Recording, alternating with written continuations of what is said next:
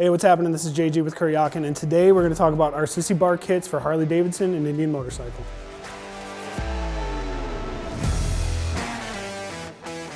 When it comes to Sissy Bars, a lot of options on the market require that you purchase the upright, the mounting plates, and sometimes even the docking kit and hardware separately. Our model-specific kits come with everything needed to bolt them on and ride. We have kits for Harley-Davidson Sportster, Dyna, Twin Cam, and M8 Softail and Touring models, as well as fitment for Indian Scout, Scout 60, and the heavyweight cruiser and bagger models. Now again, these kits are model specific and the heights are going to vary depending on which model you have. The lowest height starts at about 17 inches and it goes on up to 21 inches. We do have all the heights listed for each model on our website, so be sure to check those out before purchasing. And the other thing that's important to note about these Sissy Bars is that it is full steel construction. Mounting plates and the uprights are steel. So that means unlike some Sissy Bars that are strictly for show or luggage mounting only, your passengers can definitely kick back and relax safely and securely with these Sissy Bars.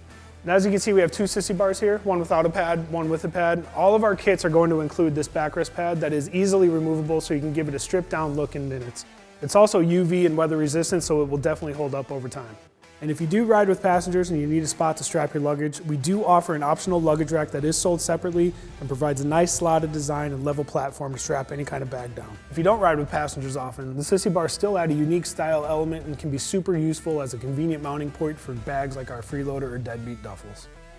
Installation will vary depending on what model you have, but everything's going to follow the same general instructions using the rear fender struts for mounting.